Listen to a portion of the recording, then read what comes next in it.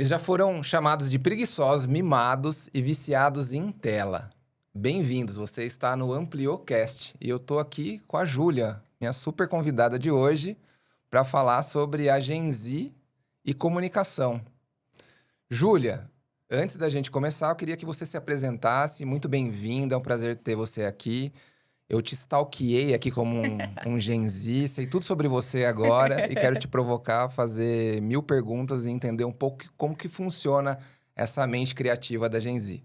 Boa, obrigada. Tenho o prazer estar aqui com vocês. Então, prazer, meu nome é Júlia. Eu tenho 24 anos, então sou bem fruto da Gen Z mesmo, da era TikToker. E crio conteúdos nas minhas redes sociais, no Marketalizando, né? Que hoje em dia é minha vertente, minha veia profissional, que eu digo. Mas, no paralelo, também sou CLT. Então, sou analista sênior. Aí eu brinco aqui de uma das marcas mais amadas do país. E já passei aí por grandes marcas como The Walt Disney Company, Havaianas, agora iFood. E é isso, vambora, vamos Com papear. só 24 anos, você já tem a jornada de um herói greco-romano, de 100 anos. É isso. É verdade, eu brinco que é uma doideira, assim, porque minha carreira foi muito acelerada, de fato. E foram oportunidades, assim, que foram surgindo na minha frente, eu fui agarrando. E agora, quando eu olho pra trás com 24 anos, acho que tem algumas histórias legais, assim, pra contar já. Quero saber a primeira delas. Me chamou bastante atenção que você foi membro-presidente de uma consultoria já na faculdade. Sim. Então, naquele momento, acho que você fez faculdade de administração na GV, Isso.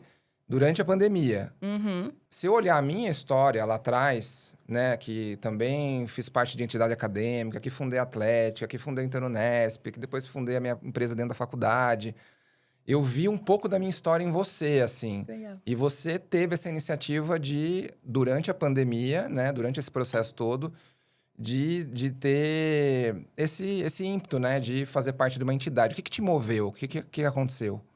Foi muito doido, né? Porque eu entrei na faculdade em fevereiro de 2020. E aí, eu lembro que eu tive trote, assim, e me conectei com a galera. A gente teve, acho que 2 semanas de aula. E aí, veio a pandemia. Nunca esqueço que ia ser meu aniversário de 18 anos, dia 20. Eu tava com uma festinha marcada com os meus amigos. Dia 14, veio um decreto que ia ter que fechar tudo. E coisa comprada de aniversário. Esse dia ninguém esquece, né? 14 de março de 2020. Foi, assim, muito marcante pra mim. Eu lembro que eu chorava e ficava muito apreensiva. E eu sempre fui uma pessoa muito relacional, assim. Eu gosto muito de gente, assim. Sempre fui muito comunicativa. Na época de escola, sempre fiz grupo de teatro, grupo de responsabilidade social. Então, me colocar reclusa dentro de uma sala foi... Dentro de uma casa, né? Foi algo que eu não estava esperando. Então, acho que eu achei alguns mecanismos na minha vida, talvez, que foi a criação de conteúdo e que foi a entrada na consultoria, na época, na Liga de Marketing, que me fizeram, talvez, ter um pouquinho de mais pessoas dentro da minha própria vivência, assim, porque eu tava dentro de casa, né? Então, entrar na Liga de Marketing ali, né? Na própria FGV, na faculdade, a gente tem muito isso de entrar numa entidade estudantil, né? Cada vez mais acho que tá forte isso de uma EJ, né? De uma consultoria júnior. E eu sempre ouvi falar, na época que eu entrei na faculdade, todo mundo falava, as ligas foram a se apresentar, enfim. Mas eu não sabia o que eu queria ainda na minha vida. E isso é muito engraçado, que eu entrei em administração, mas eu não sabia que eu era tão apaixonada por marketing.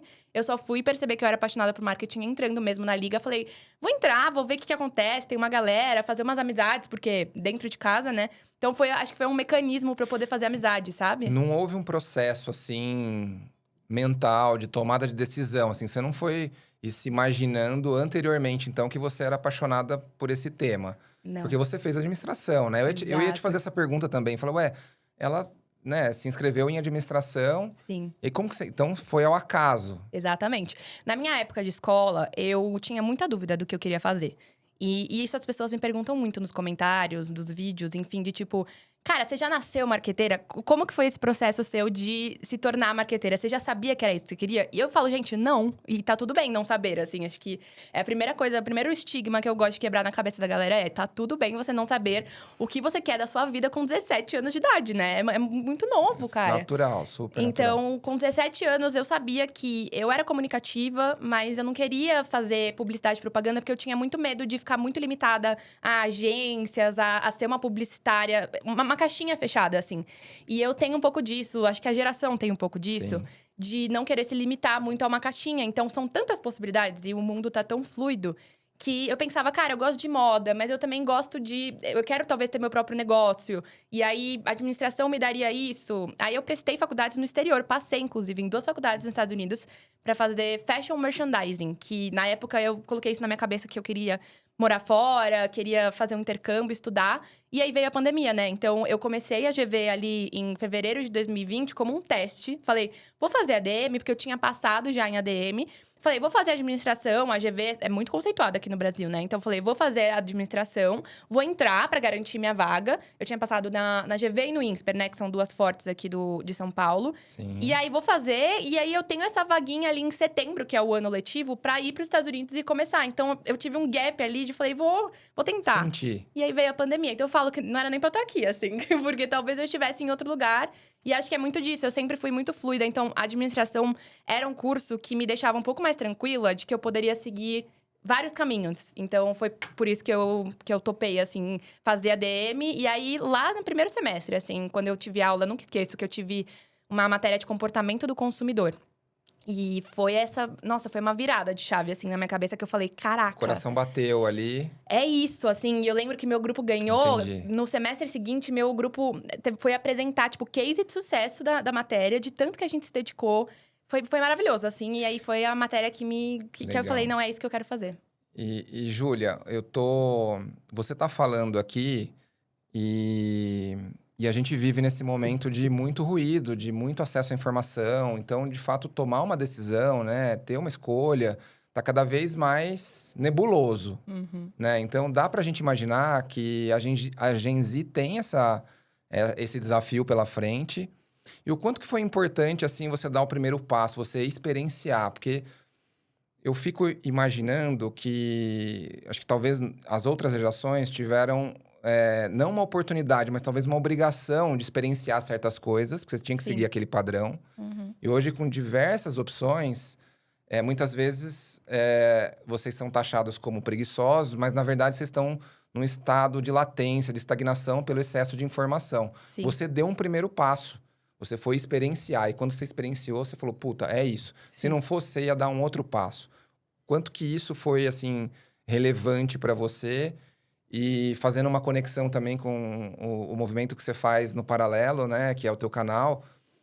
O quanto que isso fez você ter certeza que, cara, precisava ir além do que era o que você estava fazendo ali naquele momento, né? Ou dentro da empresa, ou dentro da Júnior, ou dentro... Enfim. Eu acho que tem uma coisa que eu sempre tive muito claro na minha cabeça, que a gente precisa tentar. Eu sempre falo que todo erro partiu de uma coisa que poderia ser um acerto, né? Então, eu sempre tive muito claro na minha vida, assim, que a gente nunca vai conseguir se a gente não tentar. Assim, é muito difícil você falar, não consigo. Mas você já tentou? Então, eu sempre fui, e aí acho que tem um pouco de personalidade, de criação, mas também de ser uma pessoa muito questionadora. Eu sempre questionei tudo ao meu redor. E eu sempre falo para as pessoas que acho que todo mundo me pergunta algum skill de marketing, assim. Como que eu faço pra me destacar? Eu falo, cara, eu acho que um skill muito importante é a curiosidade. Porque eu sempre fui muito curiosa na minha vida. E a curiosidade me levou pra lugares que eu não imaginava que eu poderia chegar, assim. Então, a curiosidade de saber como seria um curso de administração de empresas. A curiosidade de saber como seria uma liga de marketing. E eu sinto que tem muita gente que fica estagnada no e se, sabe? E se eu entrar e der errado? E se ficar muita coisa pra mim? E se eu entrar nesse trabalho e eu não der conta? E aí, a minha cabeça funciona um pouco ao contrário. E se você não entrar, né? Se você passar a sua faculdade inteira sem fazer algum tipo de projeto aplicado dentro de uma empresa, né? No caso da Liga de Marketing, a gente fazia consultoria para empresas reais, assim. Teve uma época que teve um projeto super legal que a gente refez todo o branding do bar da faculdade, que era o Choquitos. E o bar, depois da pandemia, o bar faliu, o dono tava super precisando de ajuda. E a gente refez o rebranding do bar da faculdade, que é aquele bar que você entra no bar, ele é inteiro da faculdade, super tradicionalzão. E, cara, ter feito isso pra mim, não é... eu fiz uma coisa pra uma super empresa. Mas me deu uma bagagem de que se eu talvez ficasse no e se eu entrar na liga de marketing e não der certo? E se ficar muita coisa pra mim? E se eu não fizer amigos? Na verdade, eu acho que é o contrário, assim. E se você não entrar? E se você não conseguir? Então, na minha vida, eu acho que muitas das oportunidades que eu tinha, eu fui abraçando, assim.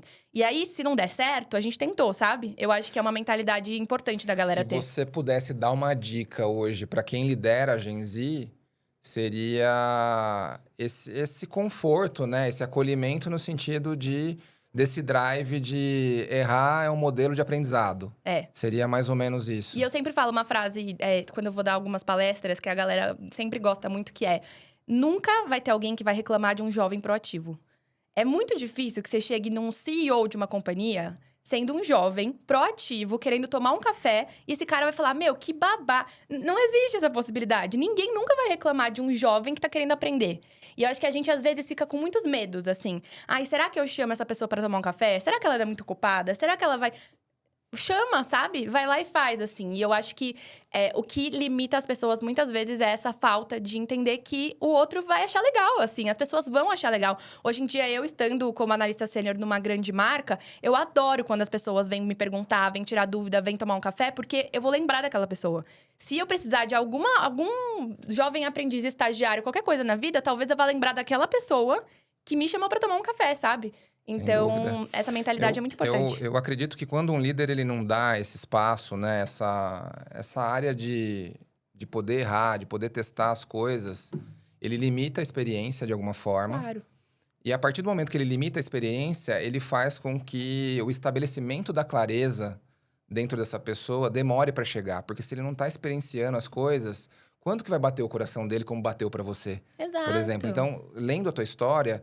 o teu coração bateu porque você foi lá, não teve medo, falou, cara, eu acho que eu gosto disso. Aí você foi lá, colocou pra fazer e falou, meu, me tocou isso. E a partir disso é que você vem E se não tivesse se dado desenvolvendo. certo, tudo bem, sabe? Meu, eu entrei na faculdade com 17 anos. Fiz 18 anos em março. Tá tudo bem. A gente é muito novo. Exatamente. Ainda sou muito nova. Ainda tenho só 24 anos. Então, quando a gente fica com medo, eu falo, tipo, vai com medo mesmo, assim, sabe? Porque é isso que vai te dar a oportunidade.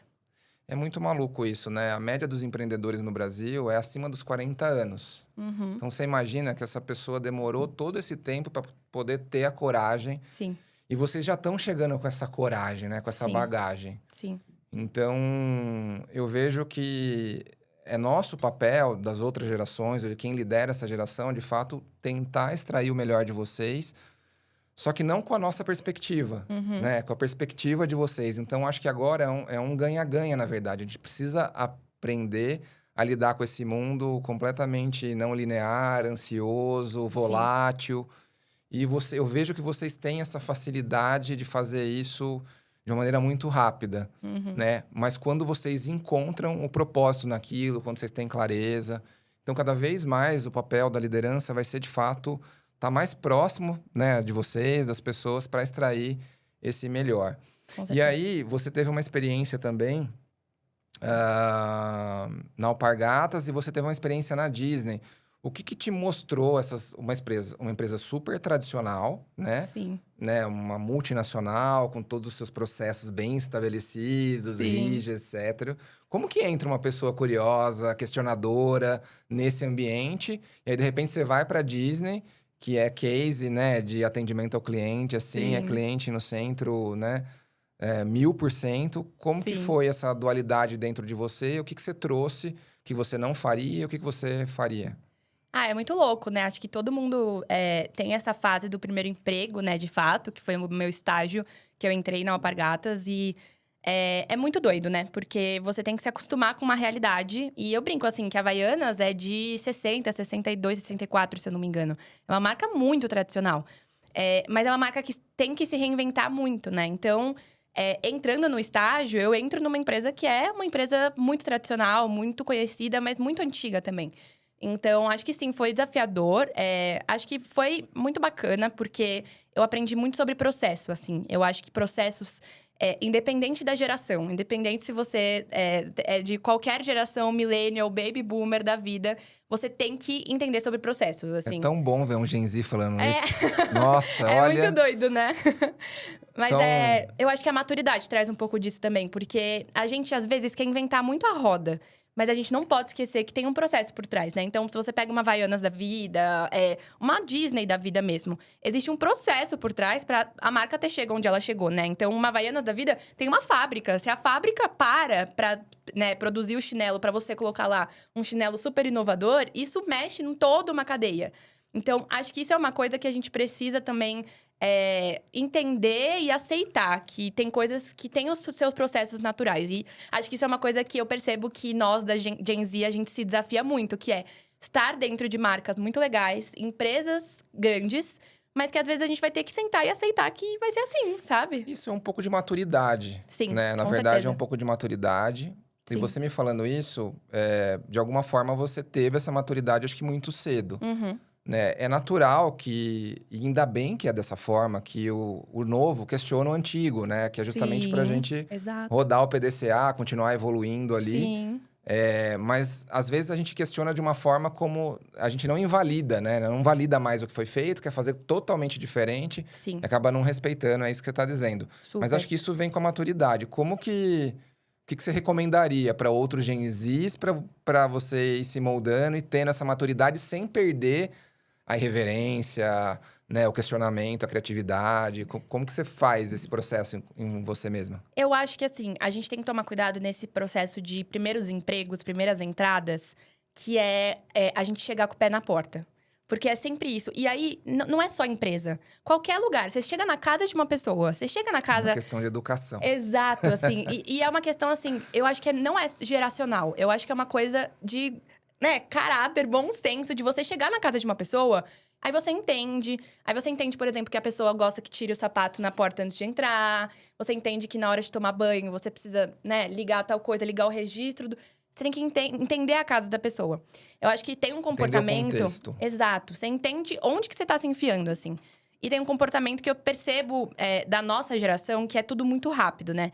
O TikTok tá ali, e aí vídeos rápidos, vídeos curtos. E se a gente precisa de uma informação, a gente joga no chat, ele já faz um texto pronto. Isso faz com que, às vezes, a gente não curta o processo. A gente só entre com o pé na porta e questione tudo ao redor. E é muito bom. Eu vejo que as empresas estão cada vez mais gostando que os jovens questionem. Tanto que a gente vai chegar, mas eu fiz o programa de trainee dentro da Alpargatas. E é um programa que eles falam, cara, a gente quer vocês, jovens frescos que acabaram de sair da faculdade, pra questionar os processos aqui em volta. Mas a gente tem que tomar cuidado, porque empresas e grandes marcas têm uma história, um legado. E a gente não pode chegar com o pé na porta. Então, acho que a minha recomendação seria você chegar, entender, mapear os processos, conhecer os seus stakeholders, que a gente chama. Ou seja, quem são as pessoas que você vai precisar trabalhar junto, cobrar. Então, às vezes, você vai ter uma pessoa ali que você vai ter que ter uma boa vizinhança com a pessoa. E isso, sobre o corporativo, assim, eu acho que é uma coisa que nunca vai morrer. Que é saber se relacionar, saber entender onde você tá pisando. E acho que com maturidade eu fui entendendo que não adianta... porque existe um conflito geracional, né?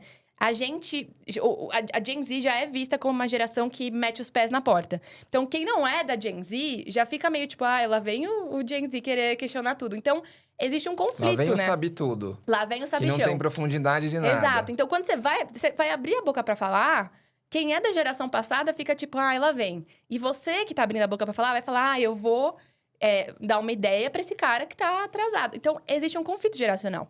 Então, acho que quando você vai entendendo um pouco desse cenário corporativo, você vai entendendo que você precisa saber bem aonde você tá pisando, com quem você tá falando. Não que seja algo estratégico, assim, mas de alguma forma, sabe? É a sua carreira. E minha carreira foi muito pautada também por oportunidades com pessoas, assim. Pessoas que me indicavam aqui, que me jogavam pra lá, que me falavam, a Júlia talvez seja boa pra essa vaga, a Júlia talvez seja boa nessa empresa. Então, saibam aonde vocês estão pisando, assim, eu diria, sabe? Porque às vezes você pode entrar com o pé na porta e isso não vai ser bom pro seu futuro ali dentro, né? Pra quem você tá construindo. E a gente tem que lembrar sempre que as gerações existem, né? Então, quando você chega na casa de uma pessoa, se ela é mais velha, se ela tem um pensamento mais velho, talvez você tenha que aceitar, né? Ir com calma, sentar junto e ensinar do que sair, enfim, chutando Exato. a barraca, sabe? É como visitar um outro país, né? Sim. A gente, quando visita um outro país, a gente precisa respeitar o lugar que a gente está visitando. Muitas vezes a gente não concorda, Exato. né? Porque a nossa cultura, principalmente quando é a cultura ocidental, com a cultura oriental, é muito diferente. E aí você precisa respeitar, né? Você está na casa, né, Sim. da pessoa, né? Então eu faço Sim. sempre esse paralelo. Total. E qual que é a dica que você daria, assim, para que alguém, né, da minha geração, de uma geração mais velha, conseguisse ser mais assertivo na comunicação. Você que é uma especialista de marketing e comunicação, agora te peguei. Qual que é a dica que você daria, assim, para que haja mais engajamento, haja mais naturalidade na forma de apresentar, de se comunicar, da gente conseguir direcionar para um objetivo, né? Porque a gente também precisa entender o outro lado, né? O contexto que a Gen Z está inserida Sim. e nasceu, que é 100% digital. Sim. O que você daria de dica? Olha, eu acho que lidar com a Gen Z, na minha opinião, é dar muita autonomia. Eu sinto que a nossa geração, ela precisa de autonomia. Porque se você prende muito, fica aquela sensação de tipo, o que eu tô fazendo aqui? Tem alguém me prendendo. E as coisas que, como eu Aquele falei... namoro que sufoca. Exato. E as coisas estão muito fluidas, né? A gente muda de coisa muito rápido. E aí tem uma tendência, quando você vai ver, ela já caiu, ela já morreu. E a rede social e as IAs, é tudo muito rápido, é tudo muito constante. Então, acho que 2 dicas que eu daria para lidar, talvez, com a Gen Z, né? Líderes um pouco mais sênior, lidar com Gen Z, por exemplo, seria dar autonomia para essa pessoa. Então, assim, óbvio que você vai ter que lidar e liderar, mas dê autonomia para que a gente possa construir nosso próprio espaço. Porque cada vez mais a gente vai tendo essa liberdade. E aí, óbvio que para quem é da Gen Z, a minha dica é tome cuidado, vai com calma. Mas para quem tá liderando alguém da Gen Z, a Gen Z precisa de autonomia, assim. A gente precisa ser fluido. E aí, emendando nessa outra dica, a nossa geração tem uma tendência muito forte de enjoar das coisas muito rápido. E aí falar, tipo, cara, cansei, quero um próximo passo. Então, uma coisa, inclusive, as minhas lideranças muito inspiradoras, assim, que trilharam minha carreira CLT, sempre foram lideranças que estavam muito de olho na minha carreira. Então, cara, se você percebe que aquele cara tá enjoando, tá ficando muito monótono, dá um novo desafio pra ele. Junta com o RH e fala... Cara, será que não dá pra colocar ele aqui, ele ali? Eu mesma, na Alpargatas, eu entrei num grupo de... uma liga de estagiários. Na GV, eu entrei na liga de marketing. Na Alpargatas, eu entrei na liga de estagiários. O que era? Era uma liga que a gente construiu do zero, com o time de people, o time de RH, onde a gente trazia capacitação, a gente pegava os líderes da companhia. Vocês mesmo. Os próprios Muito estagiários legal. criaram. Então, assim, tem espaço também pra você ser fluido. E uma coisa que eu falo pra muita gente, assim... O Marketalizando, né, que é a minha veia criadora de conteúdo, também surgiu numa necessidade minha de me reinventar. Porque eu também sou parte dessa geração que cansa muito rápido. Então, a gente tá num desafio, esse desafio é muito legal. A gente fez, entregou, tal, a gente já quer olhar pro próximo. A gente já tá lá na frente, a gente já tá lá no... e agora? E aí, criar projetos próprios também, acho que é um mecanismo... de você também se desafiar. E às vezes, tudo bem, a sua vida CLT ali vai estar andando. Talvez a sua vida de empreendedorismo vai estar andando. Mas tenha projetos para chamar de seu, assim, sabe? Faz um grupo de corrida, faz um grupo de marqueteiros, faz um grupo de leitura, entra num clube. Semana passada mesmo, eu tava com as minhas amigas, falei, vamos fazer um bazar? Que a gente reúne várias meninas e cada uma dá uma roupa em troca de... A gente tem que se mover, assim, sabe? E eu sinto que se a gente não se move, fica naquela estagnação. De, eu não gosto do meu trabalho. Eu não gosto do que eu tô fazendo. Mas existem caminhos pra gente conseguir ser fluido. E acho que a principal dica é essa. A nossa geração precisa de autonomia e precisa se reinventar. Não dá pra ficar na mesmice, porque senão a gente vai enjoar. A gente precisa liderar mais por contexto e menos por controle, né? Totalmente. Exato. Júlia, você tava falando aí, eu tava aqui já querendo fazer o gancho com o teu trabalho que você leva no paralelo, né? E é oriundo da tua paixão, né? Sim. E eu fiquei com a sensação, assim, que você usa até como ferramenta para se sentir até resiliente, talvez. Não sei se é essa bem a palavra que eu devo usar, mas na sua jornada que é longa como CLT. Sim. E, de fato, isso não vai mudar, assim. A gente consegue... talvez se apaixonar pelas exceções, que é o cara que fez a empresa na garagem, largou a faculdade e virou bilionário. O outro que fez uma dancinha, ficou famoso e tem milhões de patrocínios. E a gente se agarra nessas coisas, porque é legal. É tipo jogar na loteria, né? É tipo jogar na Bets, né? Nossa, o cara se agarra naquilo e acha que a vida é fácil e acaba não treinando essa resiliência, porque ela é treinável. De alguma forma, você acha que isso é uma ferramenta... além dessa expansão da sua criatividade, do teu propósito, ela te ajuda como isso, pelo que você estava me falando aqui? Eu acho que sim. A minha criação de conteúdo é muito engraçado porque ela começou como um hobby. E eu acho que isso diz muito. Porque eu comecei a criar conteúdo porque eu gosto de me comunicar. E a pretensão não era virar né? Até tomar a proporção que tá tomando hoje em dia, que eu tô fazendo publicidade, tô vendo em podcast. Mas a pretensão não era essa. E eu acho que isso diz muito também de... No fundo, eu olho pro Marketalizando, para tudo que eu tô construindo, pros meus conteúdos, né? Eu sento, passou meu dia CLT ali, das 9 às 6, trabalhando, às vezes mais do que 6, se precisa. Quando eu paro pra gravar um vídeo, pra fazer minha vida, que eu falo de Hannah Montana, eu gosto daquilo, sabe? Aquilo me dá prazer, aquilo me dá... Eu falo, cara, eu amo falar sobre marketing. É realmente uma paixão que eu tenho. Então, eu acho que, ali em 2020, né? Quando veio a pandemia, comecei a entrar na Liga de Marketing. Eu comecei a ver que a galera tava criando conteúdo nas redes, no TikTok. E falei, cara, acho que eu vou falar sobre isso. E era um jeito que eu peguei de mecanismo para eu mesma estudar sobre marketing. Então, o Marketalizando, e na verdade, na época, meu arroba era Ju do Marketing. Bastante gente me conhece como Ju do Marketing. Eu fiquei ali por um tempinho, até acho que 2024 eu usava o arroba Ju do Marketing. E esse Ju do Marketing surgiu... Você não tava se marketalizando. Exato. Eu tinha muito essa diferença na minha cabeça de se eu queria ser conhecida como um ecossistema, uma empresa ou o meu nome, sabe? E acho que a gente também, quando a gente entra nesse meio de criação de conteúdo, a gente fica um pouco em dúvida. Será que eu quero ser conhecida como Julia? Ou será que eu quero criar uma rede ali, um perfil próprio? Então, eu sempre oscilava. Tinha hora que eu criava um próprio, tinha hora que eu não criava. Mas o Ju do Marketing sempre foi o meu elo que eu tinha com a criação de conteúdo. E eu usava pra estudar. Então, se você vai nos meus vídeos antigos, eram tendências, dados de marketing. E eu comecei a replicar aquilo. E eu tenho muito esse mindset quando eu vou criar conteúdo, que eu gosto muito de ser a pessoa que eu não tive na minha época de começo de faculdade. Então, meu principal público hoje em dia são pessoas que estão, né, engrenando na área do marketing, começando uma faculdade. Tem uma galera também bastante que é de 16, 17 anos, que tá quase terminando a escola e tá perdida. E eu gosto de ser a pessoa que eu não tive. Porque naquela época, quando eu olhava, a gente ainda não tinha figuras que falavam sobre marketing. A gente tinha veículos, assim, né? Você tem um veículo de imprensa mesmo, que divulga uma ação de marketing. Mas a gente não tinha um podcast, um lugar, alguém pra ouvir que mostrasse um pouco da realidade interna, assim. E eu falo que eu gosto muito de ver os olhinhos brilhando das pessoas, de falar, cara, se eu tivesse no lugar dessa pessoa, eu ia estar muito feliz, assim.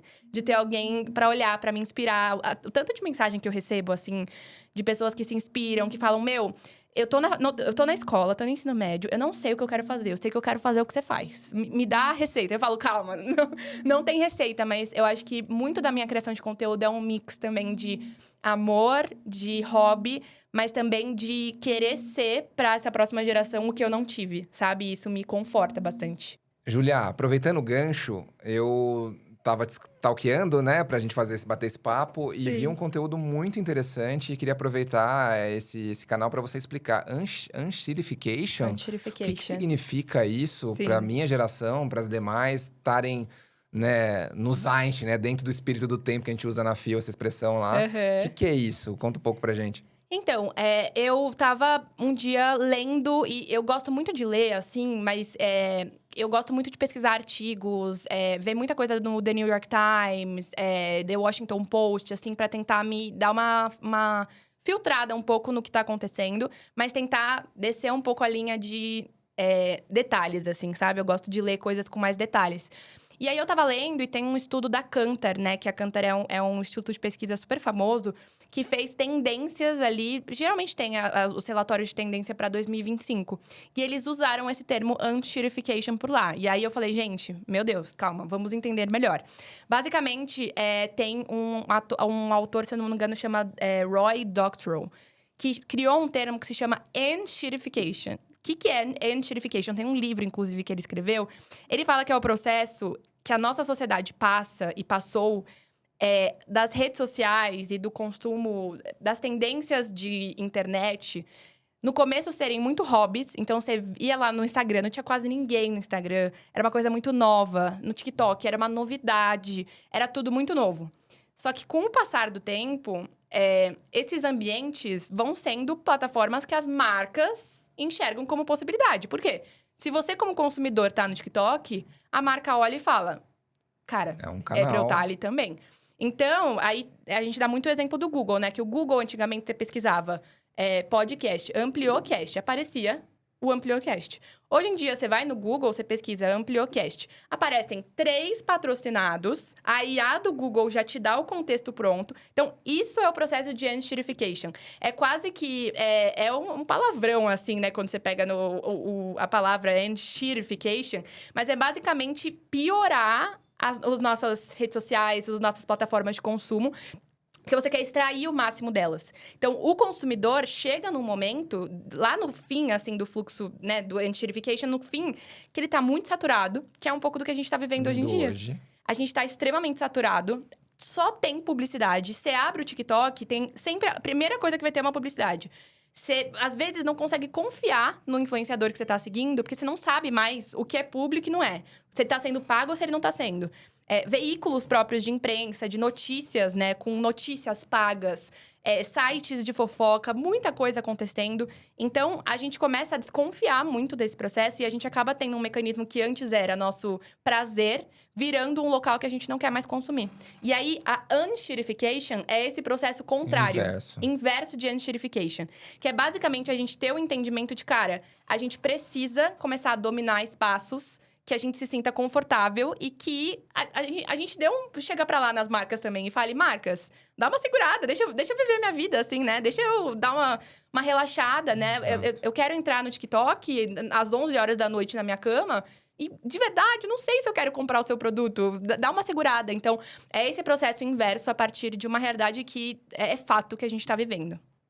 Eu ando brincando no meu ciclo de amigos que a gente não pode mais pesquisar sobre nada, né? Porque depois aquilo fica te perseguindo. Totalmente. E às vezes você fez uma pesquisa, talvez não seja nem pra você, seja pra alguém. Totalmente. Ou uma coisa que apareceu na tua cabeça, você nem quer comprar... Exato. Sei lá, uma marcha de uma bicicleta. E aí aquilo vai ficar Sim. te mastigando. E acho que para as marcas, trabalhando dentro de marcas, mas também sendo influenciadora...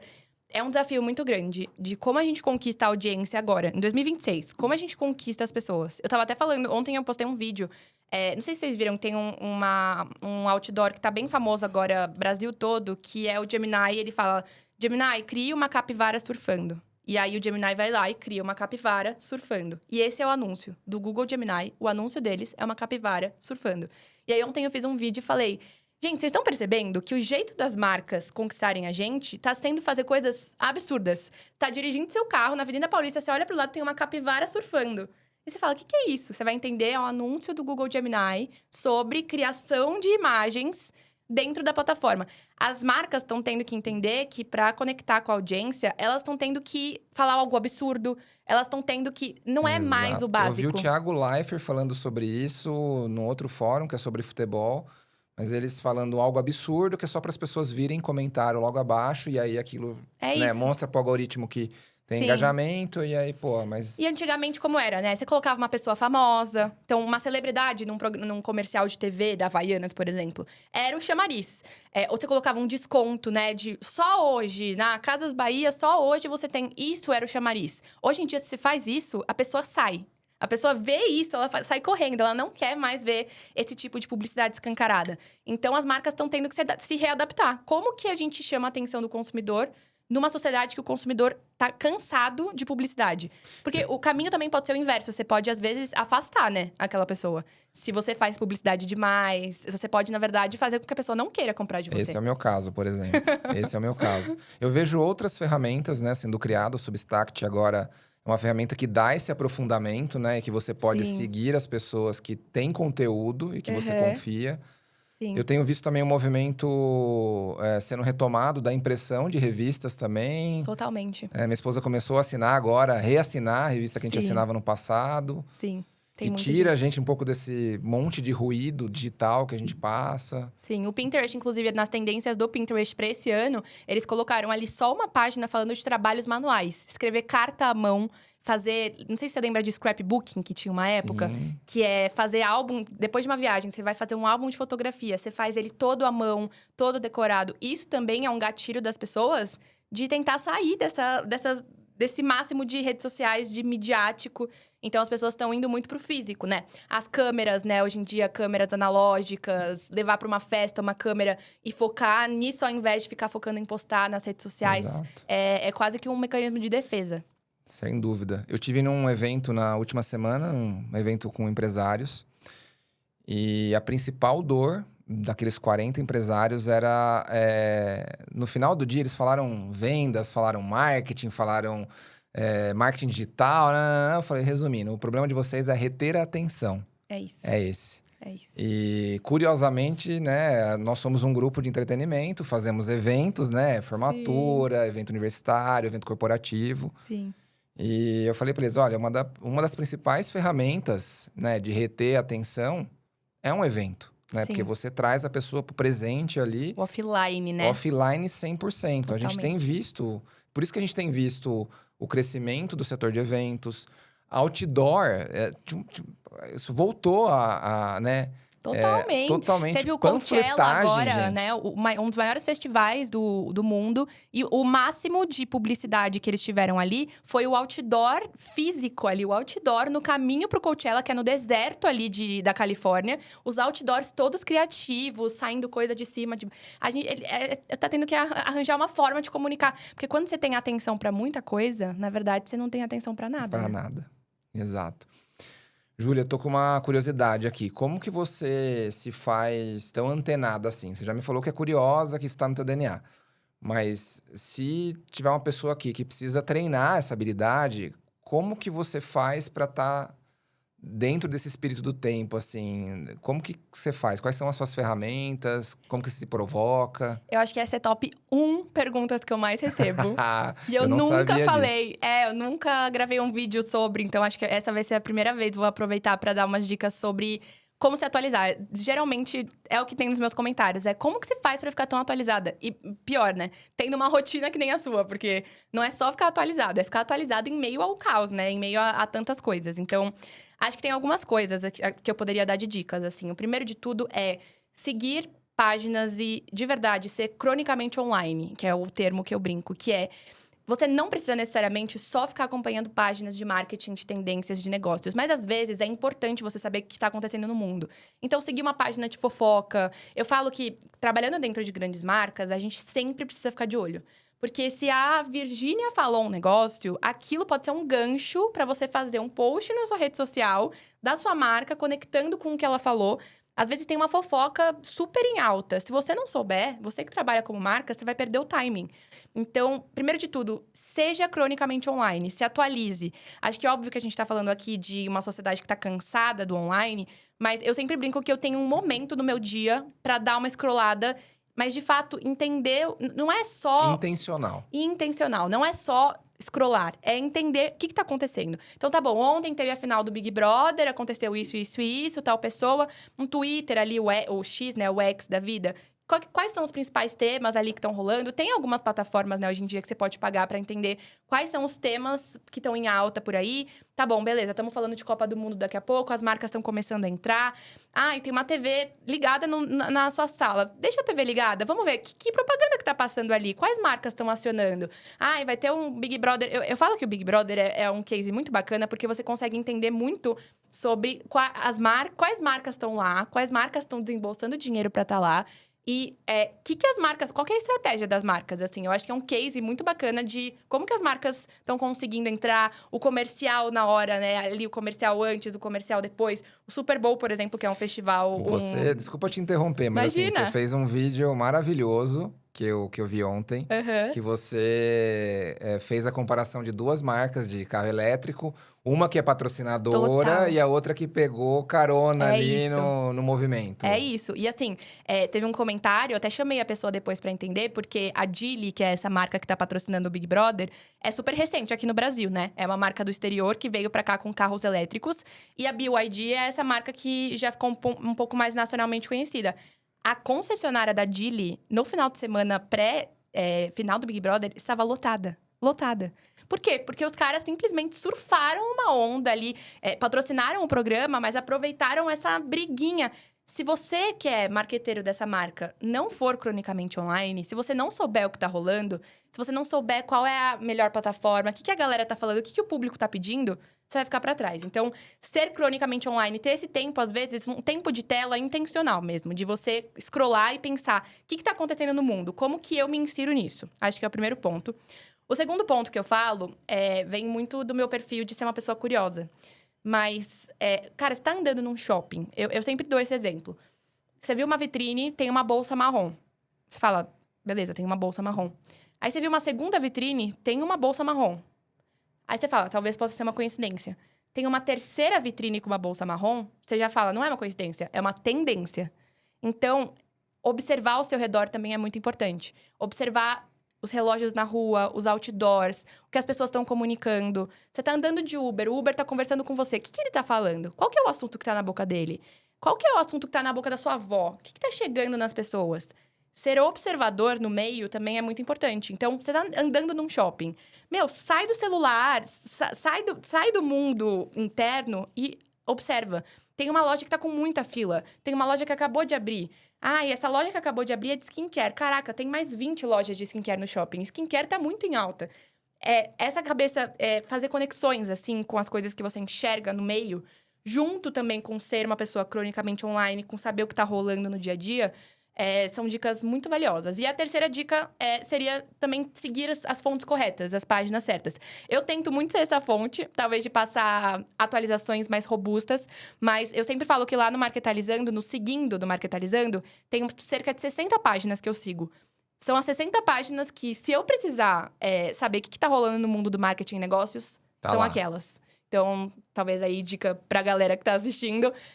Tem algumas páginas que eu sigo que são muito boas, mas fique antenado no que está acontecendo no mundo. Acho que isso é muito essencial. Eu diria que essa dica também é uma dica, inclusive, para líderes que lideram Gen Z, né? Tá mais atento ao que a própria Gen Z tá fazendo, tá consumindo, tá falando, né? Acho que quando você se coloca numa posição de distanciamento, né? Ou de crítica, que a gente vê muitas reportagens falando sobre isso, a gente se coloca nessa esfera de não escutativa, né? De não aprendizado, né? E pode haver essa troca, esse aprendizado. E se você quer se manter atualizado, você precisa, obviamente, estar de olho no que, cara, vocês jovens estão fazendo. Acho que é uma via de mão dupla. Todo jovem que entra numa grande empresa, numa marca, numa startup, quer muito aprender com quem tá lá dentro. Mas quem tá lá dentro também precisa pensar que vai aprender muito com quem vai entrar, né? Com o jovem que vai entrar. Se você tem uma cabeça refratária nesse sentido, você vai ficar muito limitado, né? Então, acho que grandes líderes, grandes lideranças que eu já tive em toda a minha trajetória, me ensinaram que se você é um grande líder, e no iFood, a cultura do iFood, que é a marca que eu tô hoje em dia, fala muito disso, de você tem que construir um time melhor do que você.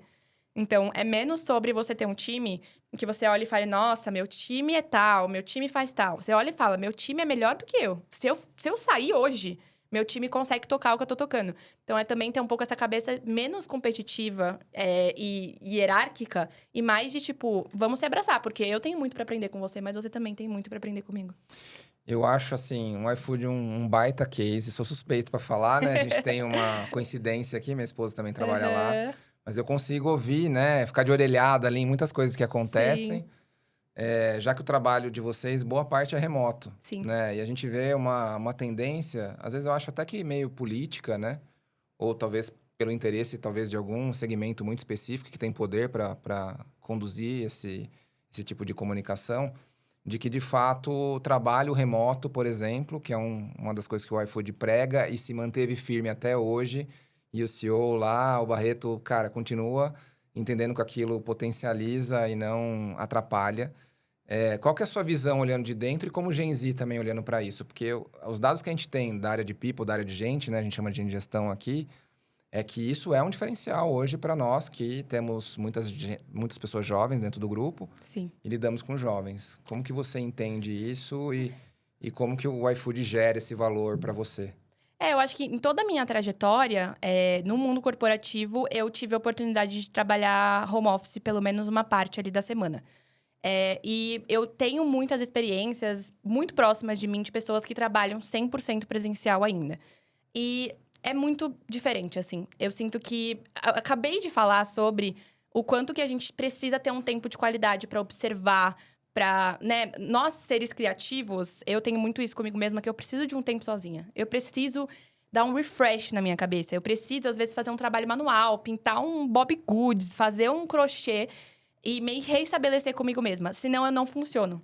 E acho que quando a gente entende isso, que a gente precisa desses momentos no nosso dia a dia, e até assim, né, momentos, na verdade, da gente ficar um pouco com a nossa família, da gente valorizar, às vezes, levar e buscar seu filho, seu cachorro na escola, no pet shop. Isso tudo dá aquela virada de chave na nossa cabeça. E eu tenho a leve sensação de que pessoas que ainda estão 100% corporativas acabam vivendo esse loop de eu pulo na cama, acordo, vou, durmo, que não dá mais. Síndrome do Fantástico pega no domingo, né? Exato. E aí você fica... Aí chega no final de semana, não tem tempo suficiente no sábado e no domingo pra você dar um refresh. Porque, primeiro de tudo, você vai ter que ver no sábado e domingo todas as pessoas, porque você não teve tempo na semana. Você vai ter que ter tempo pra se organizar, pra, né? Suas coisas pessoais. Fazer coisas que você não... Então, assim, eu sinto que tem muita gente que fala muito sobre o quanto que o trabalho remoto tira a visão do time, né? De tipo... Será que meu time tá trabalhando mesmo? Será que meu time não tá dormindo, botando um negócio ali no mouse pra mexer? E eu sou muito do time de que, se a pessoa tá entregando o trabalho dela, batendo a meta dela e fazendo acontecer, não tem por que a gente ter esse ciricutico de eu preciso que a pessoa fique aqui na minha frente, ó. E eu preciso controlar. A gente não tá mais nessa época. Então, talvez pra líderes, assim, eu acho que a nossa geração respira muito isso de... Você tem que cumprir o seu papel. Se você tá entregando e cumprindo o seu objetivo, o seu papel naquela empresa, talvez valha a pena, sabe? Nem que seja concentrar, por exemplo, uma segunda e uma sexta-feira em casa e aí fazer dias de reunião, né? Eu tenho exemplos próximos de mim de pessoas que às vezes são advogados, precisa às vezes estar presencialmente, mas será que todo dia? Será que não tem um dia ou outro que você consegue... Se precisar, você vai. Se precisar, você vai ficar fisicamente. Mas será que precisa? Então, tem muitas empresas que estão começando a fazer isso, né? De um dia presencial. E nesse dia presencial, todas as reuniões são nesse dia. Porque aí você fica na sala. Tem a troca. Você faz todas as trocas, você faz todas as reuniões. Então, quando vão marcar uma reunião com você, falam, não, marca no dia presencial. E aí, todas as reuniões com gente, com fornecedor, com tudo, é no dia presencial. Acho que isso funciona tanto, né? Acho que tem uma grande dificuldade, eu até concordo com a dificuldade, que é um desafio, mas a gente está aqui para isso, né? Para resolver. E a dificuldade é como a gente transmite a cultura, Sim. principalmente para quem está chegando agora, para um analista, para um estagiário.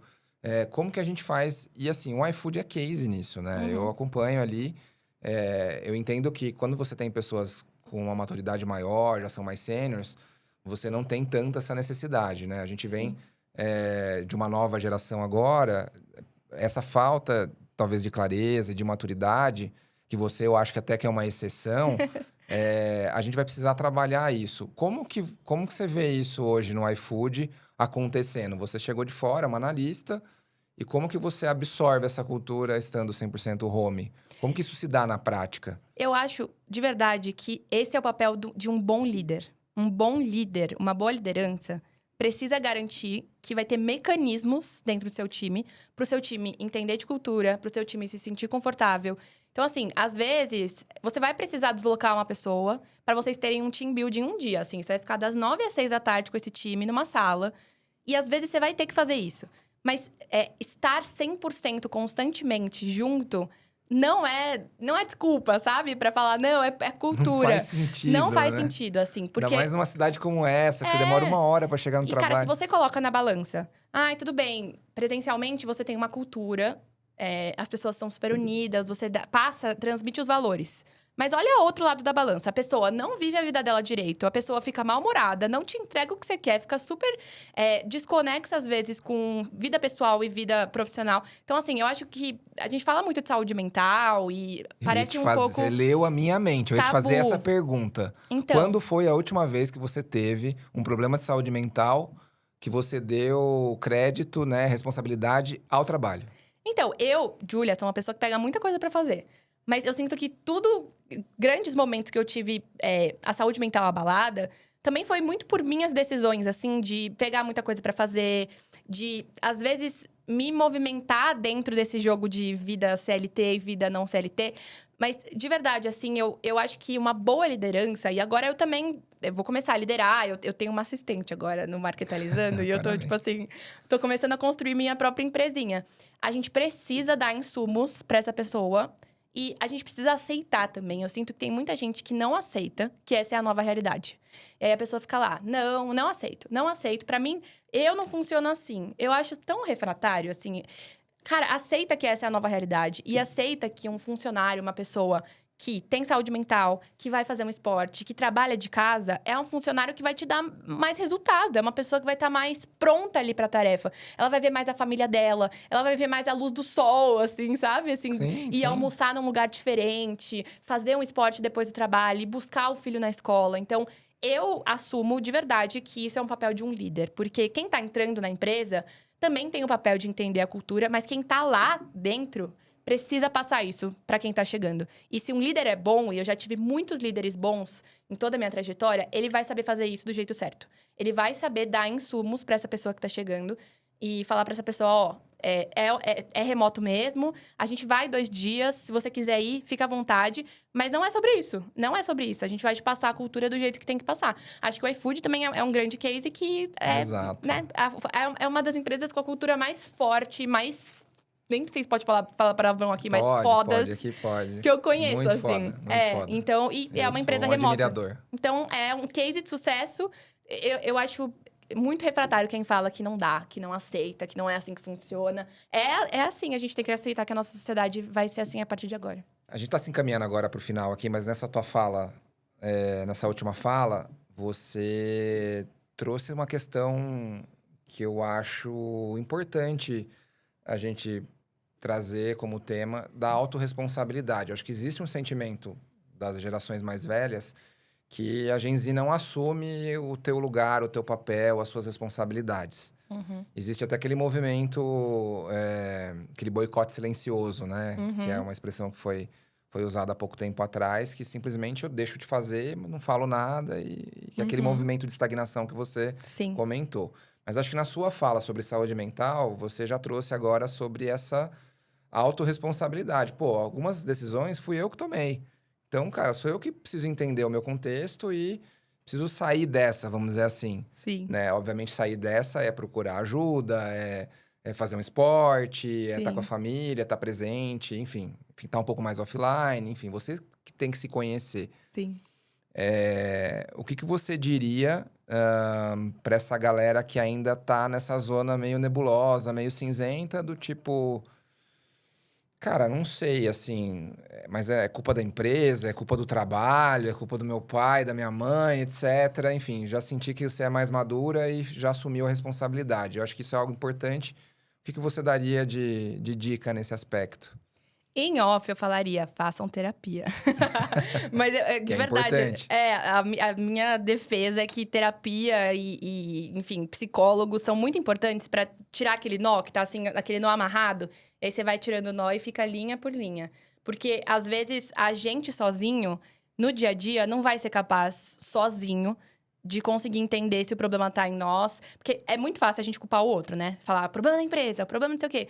Mas, às vezes, você também teve comportamentos que influenciaram. Então, não só terapia, mas, assim, conversar com família, conversar com amigos, pra você, de fato, entender aonde que tá a raiz desse problema. Porque acho que isso, pra mim, sempre ajudou muito. Às vezes, de verdade, eu achava que o problema era um e era totalmente outro. Ou, às vezes, eu achava que a solução era muito difícil, mas, na verdade, ela é totalmente fácil. Então, primeiro de tudo, façam terapia. Mas, segundo, acho que a nossa geração é muito movida por propósito. Então, tomar cuidado também, porque, às vezes, a gente tá muito... eu vou ganhar muito dinheiro. Não, vai ser uma experiência que vai me agregar demais. Mas qual que é o seu propósito? Me comparando com outras pessoas. Exato. Que você não tá olhando pra dentro, Exato. Né? Tá eu preciso chegar lá, eu preciso ser famoso, eu preciso... Mas qual que é o seu propósito? Qual que é o seu objetivo? Porque às vezes, quando você parar pra perceber, você não vai... Você não tá nesse caminho. Esse caminho que você quer, você não tá nele, assim. Então, acho que essas duas coisas, terapia e entender qual que é o seu objetivo, qual que é o seu propósito. Porque a gente vive nesse looping e, às vezes, a gente esquece de voltar pra dentro, sabe? Eu uso muito banho, momentos do meu dia pra voltar pra dentro de casa. Falar, não, tudo bem, meu propósito é esse, eu tô fazendo isso, isso e isso. Aí eu sempre divido em caixinhas. Minha caixinha profissional tá assim, minha caixinha pessoal tá assim, tá bom, aqui eu tenho que conversar com tal pessoa aqui. Então, assim, organizar a casinha, sabe? Antes de sair tomando decisões muito abruptas ou de fazer esse boicote de ficar muito depressivo, muito introspectivo, tira um tempo pra você pensar onde que tá a raiz do problema. Exato. Eu acho que esse movimento de wellness ligado a autoconhecimento, né, esse olhar para dentro, atividades que te colaboram, né, para esse movimento, acho que vai ajudar, vai acabar ajudando muito, né, a você entender Sim. quem é você mesmo, né? E poder extrair o melhor de você e aí se sentir mais vivo. Acho que essa é a palavra, né? Quando você não faz aquilo que você é, não tá no teu lugar de potência, Com você de certeza. alguma forma se sente um pouco estagnado, se compara mais com as outras pessoas e acaba não potencializando aquilo que você faz de melhor e que faz o teu coração, de fato, pulsar. Com certeza. Júlia, que papo, hein? Nós vamos ter que marcar um outro episódio, não Ah, vai eu ter falaria por jeito. horas, Tem sério. muita coisa boa aqui, Laura. Muita! Foi bom demais. Obrigada pelo Eu queria convite. muito que você aproveitasse o momento também e falasse como que a gente encontra, quem está ouvindo a gente, como que encontra você, sobre o que mais pode ser impactado, enfim, ou se quiser continuar essa conversa com você lá nos seus canais Com também. certeza. Por favor, fica à Bom, vontade. hoje eu tenho duas vertentes, que é a minha vertente pessoal e a minha vertente profissional. Profissional é Marketalizando. Então, @Marketalizando.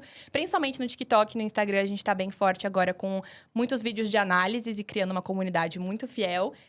Vem muitas coisas por aí ainda, mas é que nem eu digo, assim, eu tô indo devagarinho porque eu quero fazer direito, assim. Eu não quero ser mais um curso, mais um e-book. Então, aguardem que vem muitas novidades. E a minha vertente pessoal, enfim, tem o meu LinkedIn, tem o meu Instagram, que é Julia Beatriz Roveri. Então, é Roveri. E se vocês quiserem também, eu tenho o meu Daily. O Daily é basicamente esse Instagram mais privado, que eu posto tudo da minha rotina. É Daily Judo Marketing. Então, lá no Instagram, se você for no Marketalizando, você vai conseguir achar todas as redes. E é isso, a gente fala sobre negócios, sobre marketing, mas também muito sobre comportamento, tendência, porque eu acho que as coisas estão meio juntas, Todas assim. Não dá pra falar conectadas. só de uma coisa só. E é isso, obrigada pelo Muito bom. convite. Me A chamem mais gente vezes. agradece.